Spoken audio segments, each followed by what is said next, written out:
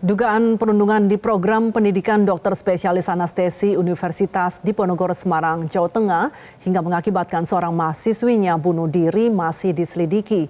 Menteri Kesehatan Budi Gunadi Sadikin mengakui banyak menerima laporan perundungan di lingkungan pendidikan kedokteran. Untuk membahasnya kami sudah terhubung dengan juru bicara Kementerian Kesehatan Muhammad Syahril. Selamat sore Pak Syahril. Ya, selamat sore Mbak Firdi. Ya, Pak Syahril, Kemenkes sudah menurunkan tim investigasi. Sejauh ini apa saja temuan tim terkait dugaan perundungan ini, Pak? Ya, terima kasih. Jadi begitu ada berita, kita langsung menerjunkan tim investigasi karena ini sebagai bagian dari birokrasi yang ada di instruksi Menteri Kesehatan. Jadi begitu ada laporan perundungan, maka tim turun untuk melakukan penyelidikan. Hasilnya apa Pak Syahril? Berapa Pak? Sudah ada hasilnya? Jadi untuk sementara kan tadi sudah disampaikan berdasarkan laporan yang disampaikan oleh pihak kepolisian dari buku harian almarhumah itu ada dugaan perundungan. Sehingga untuk melakukan investigasi lebih dalam atau pendalaman materi ini, maka Kementerian Kesehatan mengeluarkan surat untuk menyetop pendidikan anestesi di Rumah Sakit Karyadi selama masa pendalaman ini atau investigasi ini. Iya, Pak Syahril, sebelumnya apakah pernah mendapat laporan tentang perundungan atau penindasan dari dokter senior? Ya, ini perundungan ini sudah sejak awal kita bahas, ya, dan Kementerian Kesehatan melalui Undang-Undang Kesehatan yang sudah disahkan, kemudian juga ada Instruksi Menteri Kesehatan, itu adalah legal aspek untuk dalam pencegahan dan penanganan kasus bullying. Nah, kita sudah membuat di sana Instruksi Menteri Kesehatan apa saja yang termasuk dalam perundungan itu. Adakah yang verbal atau fisik atau di luar itu. Ada kategorinya. Kemudian pelakunya ada 4 yang bisa terjadi perundungan, bisa peserta didik, bisa dosen atau pendidik itu sendiri, atau pihak manajemen rumah sakit. Nah, apabila terjadi... Kalau selama ini, Pak Syahril, kalau memang selama ini sudah ada laporan, dan tadi juga Bapak sudah katakan memang apa saja yang termasuk kategori dari perundungan itu, apa Jadi hasilnya apa Pak? Sampai dengan kemarin itu ada 200 laporan yang masuk. Kita kan membuat kanal, Mbak ya. Kanal yang semua orang itu bisa memberikan laporan melalui WhatsApp maupun melalui website. Nah, dari laporan itu dilakukan screening dan juga dilakukan tidak lanjut. Nah, sudah banyak yang dilakukan. Tindak lanjutnya apa? Ada yang diberikan peringatan, itu kan tidak lanjutnya adalah surat peringatan ya. Ada yang berupa ringan, sedang, dan berat. Ada dokter-dokter senior, ada dokter spesialis senior yang memang sudah mendapatkan peringatan itu? Ada, termasuk pendidiknya juga ada. Ya, jadi pendidiknya yang terbukti melakukan itu dilakukan peringatan, surat peringatan namanya, yaitu ringan, sedang, berat. Kalau yang ringan itu berupa teguran tertulis, ya. Kemudian yang sedang itu dia harus grounded selama sekitar 3 bulan. Begitu, Pak.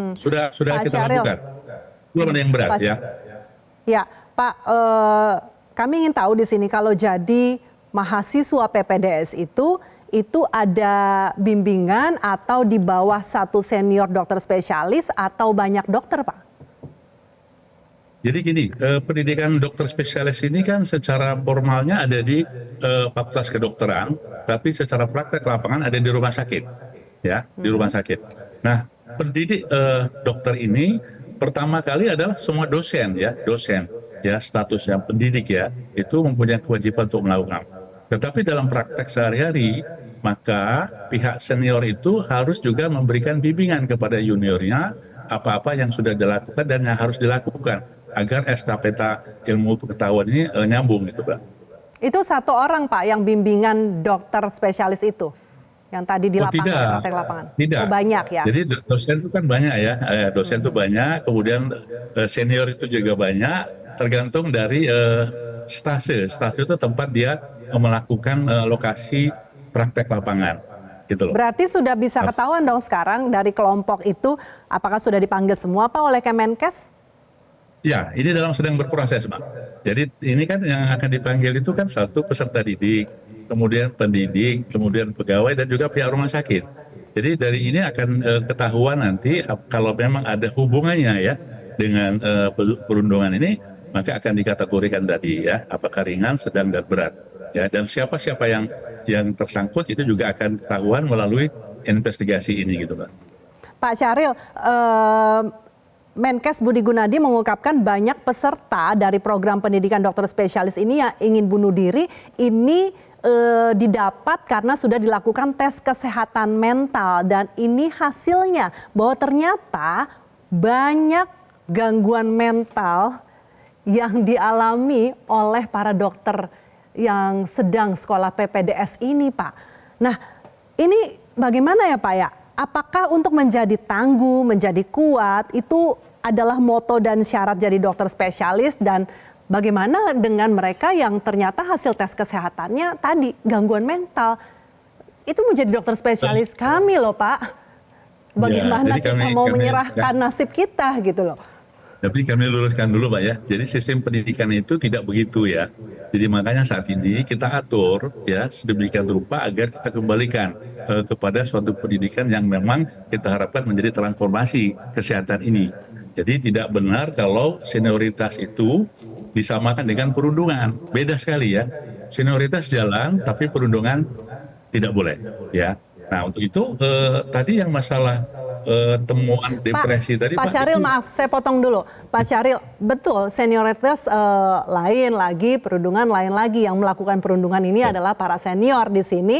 Dan kemudian misalnya begini Pak, ini riset kamu ya, kami sendiri yang melakukan wawancara dengan dokter-dokter yang sedang PPDS.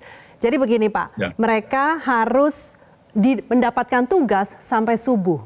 Dan kemudian mereka pulang hanya sebentar saja cuci muka, balik lagi untuk kemudian mengikuti. Dan begitu terus sehingga mereka sangat kelelahan. Apakah memang harus seperti itu mentalnya untuk bisa menjadi dokter spesialis yang handal?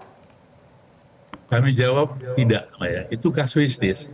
Jadi memang di dalam selama pendidikan ini, pada satu waktu tertentu ada dokter itu memang harus mengerjakan tugas. Kemudian harus jaga di rumah sakit yang dia melebihi batas waktu. Tapi itu tidak setiap hari. Nah, kalau itu dia dilakukan setiap hari, overtime, kemudian dapat tugas yang berat, dia akan menjadi kelelahan fisik maupun kelelahan psikis. Nah, ini yang harus kita jaga. Jadi jangan sampai nanti calon dokter spesialis ini lelah fisik, lelah psikis gara-gara beban kerja yang memang tidak diatur. Nah, ini kita kembalikan. Jadi jangan sampai dia lebih waktu, kemudian beban tugas yang sangat berat, yang menyebabkan dia tidak mampu dan bahkan terjadi gangguan psikis dan depresi seterusnya gitu Pak. Ya, apalagi para dokter yang sedang mengikuti PPDS ini kan mereka tidak boleh praktek dulu ya Pak ya, sebagai dokter umum. Ya, artinya mereka di sini tidak memiliki istilahnya untuk keuangan mereka ya, terhenti begitu ya Pak ya. Ya, jadi di awal memang tidak diperkenankan praktek dulu karena dia harus concern dengan pendidikan awal. Tapi untuk saat ini kan kita sudah membuat suatu kesempatan untuk beasiswa dari Kementerian Keuangan yaitu LPDP ya. Itu saya kira banyak membantu mahasiswa calon dokter spesialis yang akan masuk menjadi dokter spesialis itu Pak. Ya, baik Pak Syahril, kami terus menantikan ya Pak, bagaimana tindak lanjut Pak dari laporan-laporan yang semakin banyak. Ya, jadi jangan dianggap hoax begitu Pak, bahwa laporan-laporan ini harus ada tindak lanjutnya karena ini mengancam nyawa kita semua Pak yang mengandalkan dokter-dokter spesialis Indonesia yang hebat. Boleh kami buat statement sedikit Pak ya. Jadi dengan kasus ini, dengan kita menyetop pendidikan sementara di Rumah Sakit Karyadi, itu bentuk komitmen kita bahwasanya ini harus dituntaskan, diselesaikan, dan tidak boleh terjadi lagi gitu Pak. Pak Syahril, baik, terima kasih Pak sudah berbincang bersama kami, selamat sore. Jelajahi cara baru mendapatkan informasi. Download Metro TV Extend sekarang.